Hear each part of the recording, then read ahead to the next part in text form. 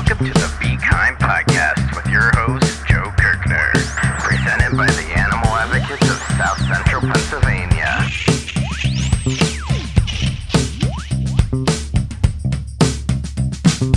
Welcome, everybody, to the Be Kind podcast, part of the Animal Advocates of South Central PA's mission to create a more compassionate and loving world for all living creatures, whether or not they like to paint with soft tones, watercolor, sculpture, interactive art, live theater. All animals are lovable and deserve to be loved, and we're here to make that a thing. And why am I talking about art and all things like that? Because we are joined by the one and only MCR, Matthew Clay Robinson, today. Hello. Hi there. Thank you for having me. So do you like to go by Matt, Matthew, or MCR? I probably should have asked you this before we started recording. Well, no, that's fine. Matt is totally fine. It's a funny thing. The MCR started years ago. Students of mine started calling me that because Professor Clay Robinson is just a mouthful. And originally, I think South Park was popular at the time. And I'd tell them they could just call me Clay. Nice. Just say Clay. They eventually made it MCR, and it was very flattering. When I left that school, we had created this art club called the United Printmakers Party. We made it sound like, it was something like a revolutionary group of socialist artists or something. Like the Dead Poet Society? Yeah, and our symbolic hero, our logo for the group was Che Squirrel, a squirrel with a like Che Guevara's hat, and they had it was great, and they made these T-shirts when I was leaving. It was the most flattering thing when they all showed up. I see kids all over campus wearing these white T-shirts with I Squirrel MCR, and so heartwarming. But it was also confusing because people were approaching the students going, "Oh, bro, I love My Chemical Romance too." I didn't even think about that, but yeah. Yeah, no, Che Squirrel Vera was a great. That was an awesome mascot for the group. Nice. I think by now listeners could have gathered a few details about you, but could you tell us a little bit about what you do, who you are, and your relation to veganism and your vegan journey? Sure, yeah. So, that story I just told, that was my first printmaking professor gig, and that was the track that I was on for a number of years until I took a slight detour turn into the gallery world. And right now my role at York College is gallery director. Every now and then I will teach. I have taught printmaking there, but mostly what I do now is organize exhibitions. And I teach classes, but it's not the main focus of my job like it used to be. But to rewind, as far as my vegan journey is concerned, I think I was born vegan. I was never comfortable with eating any animals. Really, when I first recognized that that's what I was doing, I was horrified. I think growing up, it didn't occur to me. I don't know. I didn't make the connection. I think a lot of kids don't make the connection. It's just what they're being fed. Right. And I think it was like cutting into something and asking, what is this? And being told like, oh, you're cutting through the veins or something, something like that, where I just suddenly there was a visceral reaction of, oh my God, this was a living thing. I'm eating something that was, had a life of its own. And so I would ask my parents, like, well, what happened? What happened to this animal? Why are we eating it? And they would say, well, it died of old age. You're really just doing it a favor. And, of course, eventually I caught on that was not the case. And I felt betrayed and didn't want to eat it. But at the same time, I as a kid, and it's not like there were other options being presented. And so it's something that I think I just tried to shove away in my mind, just don't think about it. And I think probably that's what a lot of people do. And the industry is set up to help you do that. We keep you from seeing it as much as possible and make it as aesthetically pleasing as possible, wrap it. And often you see the logos for these companies are happy happy Right. cows, happy pigs, happy chickens, Right, and they have like mascots of like like pigs walking around with like bacon or like some kind of like pork product, and there's a big smile on the pig's face on the mascot, and it's like, what? That's so sadistic. Yeah, it is. It's so, when you start thinking about it, it's like truly horrifying. Right. Yeah, it took me years. Like I was really I think I've told you this before. It was my sister-in-law who was dating my brother, who came yes. to Thanksgiving dinner, and my mom said, "Oh, I'll fix you a plate of turkey." She said, "Oh no, thank you. I don't eat turkey." Mm-hmm. And it was like, what? I just looked at her like, wait a minute, you don't eat turkey? Why not? She's like, well, I'm vegetarian. And it was mind expanding for me. I was like, wait, that's an option? You can do that? And so I spent some time talking to her about it. And I made the decision right then and there. Like, I am too. And it was, I went to lunch the next day with friends. We're looking at the menu and they're ordering. And they're like, what are you going to get? And I was like, I'm not getting anything. I don't eat this anymore. I'm vegetarian. They're like, what do you mean you're vegetarian? When did you become vegetarian? I was like, I mean, right now. Like, I'm pretty much declaring it right now. Gotta start sometime, right? Yeah. So that was, that was 30 years ago. Wow. And I've was vegetarian for a number of years, and I got fixed up on a blind date when I was just starting graduate school. It was going to be a lunch date. The place that I said, oh, why don't you choose where we're going to go? And she said, there's a place called the Flat Top Grill that's really great. And I thought, oh man, this is doesn't sound good. like a good start. This isn't going to be good. So we get there, and just trying to get to know each other. And so, what I love about this place, it was like a Mongolian barbecue type of place. You can get, tofu, whatever vegetables, and I'm like, excuse me. Nice. And then the waiter comes over and says, we have soup. We've got the cream of broccoli soup or something like that. And she said, well, is there dairy products in it? And he said, yes, there's cream in it. So I said, oh, that's interesting. Are you lactose intolerant? She's like, no, actually I'm vegan. And I was like, yes. Nice. Yes. And so it was kind of like I had already pretty much excluded everything except for rennet-free cheese from my diet at that point. And so when she said that, it was a similar thing as with my sister-in-law coming over for Thanksgiving dinner. I was like, oh, I'm vegan now. right now, just moving forward. And that was it. Like, I became vegan that day. And that was 20 years ago. So wow. I guess 10 years of being vegetarian followed by 20 years of being vegan. That's so cool, because a lot of times you read the articles about 10 ways to transition to veganism or take it slow or things like that, but they never really talk about there is the option to just say, you know what, I'm vegan now. There we go. Yeah. Done. Going cold, non-turkey. Cold right. to tofurkey. Yeah, cold tofurkey. I went cold tofurkey, indeed. And I'd be remiss if we didn't close the loop on this date. Whatever happened to this lovely lady? Oh, yeah. No, I mean, we've been married almost 18 years. Wow. So that's coming up in you better remember this.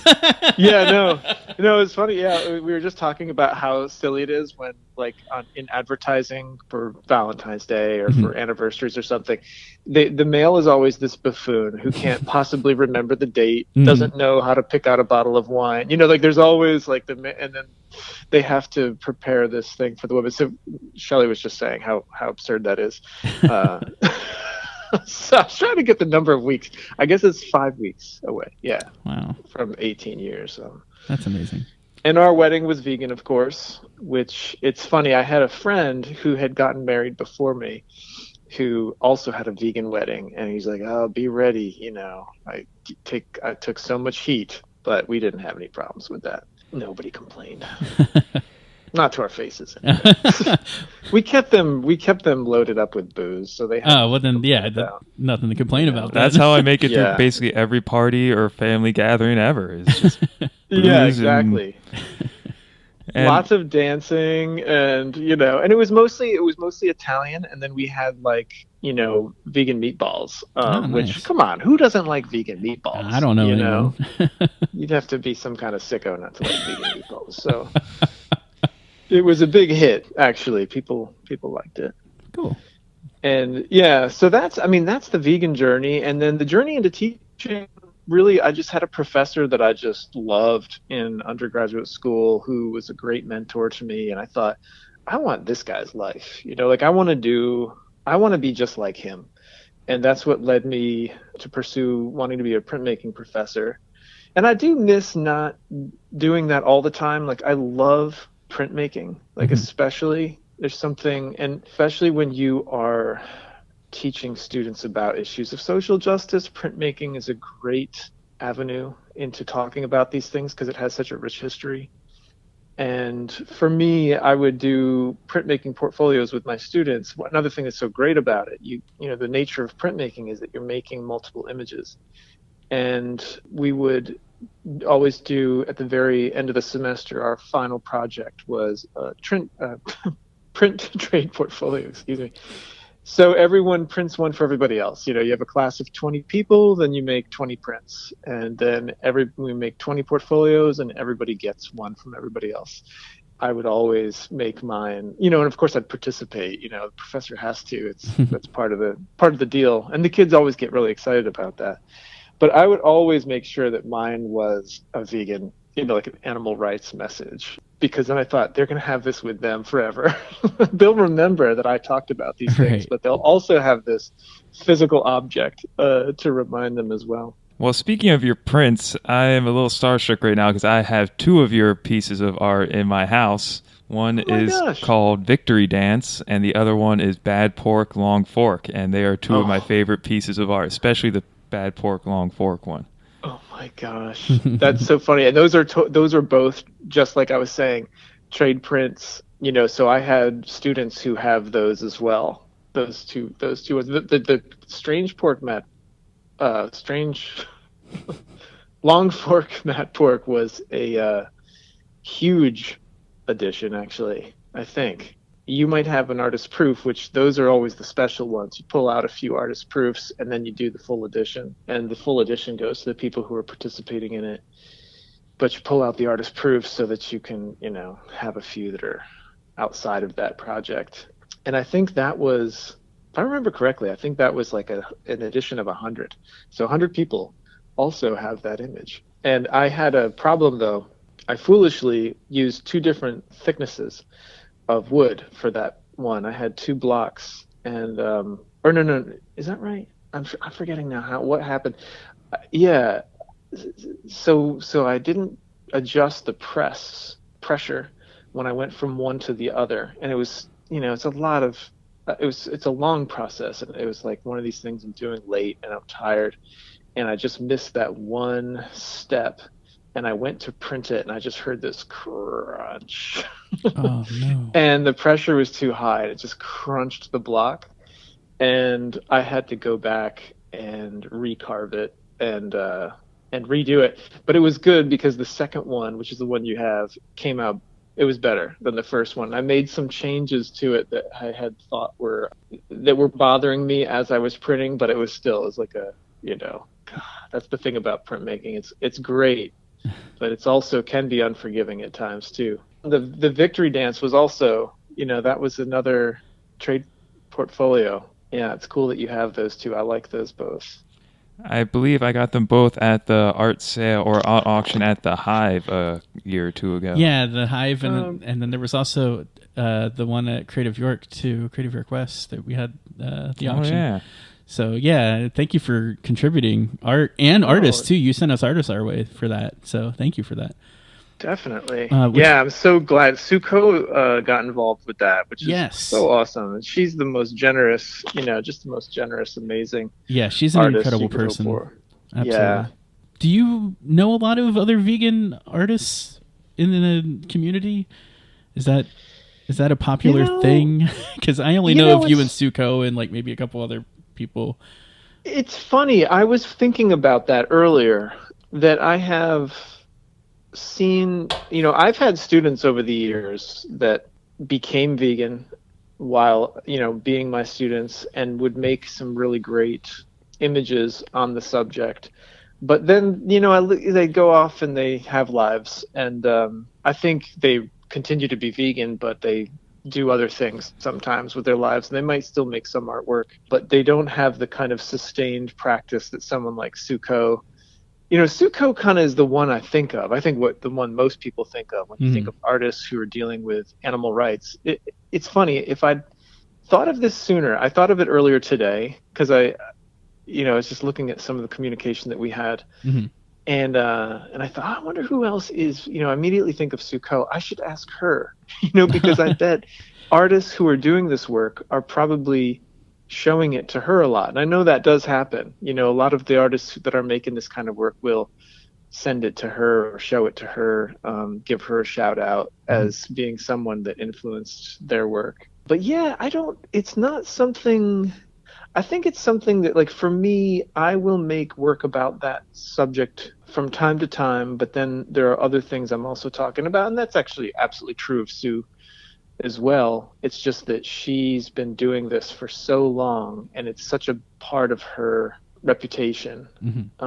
I think it's something I talked to her about one time, that she has touched on all of these issues that are difficult, that were challenging for her to take on at the time that she took them on, whether it be talking about sexual assault and talking about going way back to the 80s, talking about apartheid or women's rights, militarism, all of these subjects. But it's really the animal rights that she's known for. And I think it's partly that's the issue that maybe even remains the most divisive in some ways. Yeah. That we've made a great amount of progress, I think, in some ways. I think as a lifestyle, veganism has become much more. I mean, we have so many more options because so many more people are choosing that lifestyle. There's a growing recognition that it's better for the planet, but at the same time, it's still something that can be mocked easily in the culture, or dismissed as radical or something, right. In a way that some other issues have gained traction in a way that they're not as easily dismissed, I guess, by the dominant culture. I don't know if that's your experience, but when I think about her work, it's the animal rights images that still get people riled up, I guess, is what I'm getting at. Like, some of the other ones have become more generally accepted for their statements, but the animal rights ones, I think, can still get at people because eating is so personal, and because I think we like those who she's exposing something that people would really rather not look directly at. Yeah. Absolutely. It's uncomfortable. Yeah. That's something when I show, one of the classes I do teach right now is an art and visual culture class. And I show them Suko's work, and I talk about like some of the ag-gag laws and this idea of living in a visual culture that hides certain things, that there's certain things we're not supposed to look at. And what the power dynamics are when you're not allowed to look back at something. And how threatening it is. Like the police don't want you to look at their badge, or they don't want you to record what they're doing. And when that happens, you're onto something, or they know that they are uncomfortable with what they're doing. Not to paint all police with a broad brush, but you know what I mean. Like, move along, don't look. And with the animal agriculture industry, it's just, they do not want you looking at what they're doing. And so someone like Suko, who's been doing it for years, super threatening, or activists who go into slaughterhouses and show people what's happening there. And so it's a mind-blowing thing for some of the students, I think, to see or to think about the issue, because it's probably not something they've really given much thought to. Right. And like we said, like we were talking about earlier with the happy pig who's selling you barbecue. its own singed flesh after it had this miserable existence and then was brutally, killed. Mm-hmm. But it's happy. Right, it's dancing and it's silly. But that's been, mainly what the experience they've had with meat. It's just something that everybody does. There's nothing wrong with it. And so showing that there's a real effort to keep you feeling that way, and that effort involves not letting you see it. Because if you see it, you're going to start questioning it. Anyway, I don't even remember what the question was, but I was just going along with her ride. That was all good. Yeah, it was all good. Speaking of your students, I think you actually have a couple vegan students, or at least one, and they started some things at York College, correct? Yeah, and so we had that was so neat. We had years ago. We had, so actually it's funny, these things, the name Suko just keeps coming back up because we had her come to do her Porkopolis show at the same time that there was this sudden interest among a couple students. There was Leo. Yep. They started the York College Vegans Club, and when they did that, Sue came and we all had lunch together. That was just, I don't think they knew her significance at that time, and she's giving them artwork, and then she gave one of her just amazing lectures. She's such a great spokeswoman for veganism. And then when she came back again, the club kind of, this happens, things kind of come, there's a lot of interest, and then the students who were kind of driving the ship graduate. And sometimes there's a lull. You have to find students who are willing to take it on. Right. But then we had Gianfranco, who he was interested. He was talking to me. Oh, I'm interested in doing this kind of thing. And he worked with me on that big project for the Veg Fest of reproducing one of Sue's pieces. And she was flattered and thrilled by that. And since then, there's other students as well. Actually, one of the coolest stories. Have you met Alex Gray? I don't believe I have. Alex is such a cool person. And Alex, I don't even remember. I do know how. I came to know Alex because I mistook him for somebody else. And it was one of these this is one of these things where they were both in the same club. And both like non-binary, and it was because of this I was so mortified when I realized that they don't look anything alike. But I sat down, I started talking to Alex as though he was this other, person, and very politely Alex is looking back at me, and suddenly it dawns on me, I'm like, I am talking to the wrong person. And I said, yes, you are. I was like, I am so sorry. I am so embarrassed. No, it's okay. I know exactly who you're talking about. I was with you the whole time. Like I didn't miss a beat because I knew who you thought I was. This is a friend of mine. It's okay. Don't worry about it. And I appreciated how generous that was, because in some situations someone might kind of read you the riot act for making that mistake. But Alex was super cool about it. And anyway, Alex, so when Sue was coming the semester, I guess that was that was fall 2019. Yes. And we also had another event on campus that semester it was one of our sustainability events. And so Alex comes into my office and says, is it true that Sue Ko is going to be coming to York College? And I said, yeah. I invited Sue to come and lecture. And Alex says, I can't believe it. I just can't believe it, because this summer I came across this book, and it was, it was one of Sue's Dead Meat. It was Dead Meat. So she had, they had Dead Meat, showing me Dead Meat and saying, this has had such a huge impact on me. Like, it never occurred to me that eating animals was such a social justice issue. And like, I have stopped as a result of this book. And it's something that I'm taking much more seriously now. And then also, there's the other book that I picked up that just happened to be like, I picked it up. I mean, I literally just saw it on the ground and picked it up. and there's an event about that book. So like the two books that I spent the summer like really thinking about and thinking about how I could change my lifestyle around these ideas are both being presented at York College this semester, which I thought was just the coolest thing, for as a student to have that experience. But anyway, so when Sue was here, she came and gave a special talk to the printmaking class. And Alex, I said, Alex, you got to come to this. If Sue had such an impact on you, you got to spend some time with her. And so we're down in the print studio, and there's probably about 15 of us, and talking about some heavy, heavy stuff, and Sue looks over and sees Alex kind of hanging on her words and looking maybe a little bit devastated. Mm-hmm. And Sue comes over and gives her a hug and says, "Don't worry, it's all going to be all right. It's going to be all right," because we keep pushing, we keep fighting the good fight, kind of a thing. Mm-hmm. And I just remember Alex turning to me and just like standing there kind of in a daze and just said, "It's going to be all right. She told me it's going to be all right." Wow. Anyway, I just thought it was so cool. Like, think about that as a student. Like, you spend the summer reading this book, and you're like, wow, this is making a huge impact on my life.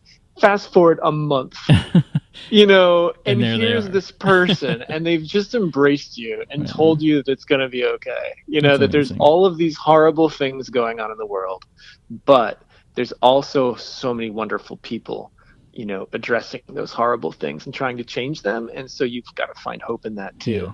And things are going to be okay. Yeah. Anyway, I just loved it. I loved that whole scenario. I thought it was magical. But that is another student anyway who has continued to make activist artwork, and Alex is a chemistry student, but is still hanging out with is always over in the art building. I can always count on Alex's presence in the gallery, so appreciate that. Well, Matt, we're coming up on half an hour, and I very much would like to have you back on the podcast again, because we haven't touched into your social justice activism and intersectionality and all that. So there's so much more to talk about, so I don't want to open up that bag of gummy worms this late in the show, and we wanted to start fresh some other time. But before we sign off, is there any final words or thoughts you'd like to impart to our listeners? Well, I think maybe this could be a segue to the next time we talk, to talking about the social justice issues, because I think there's, the big connection is for me that when you're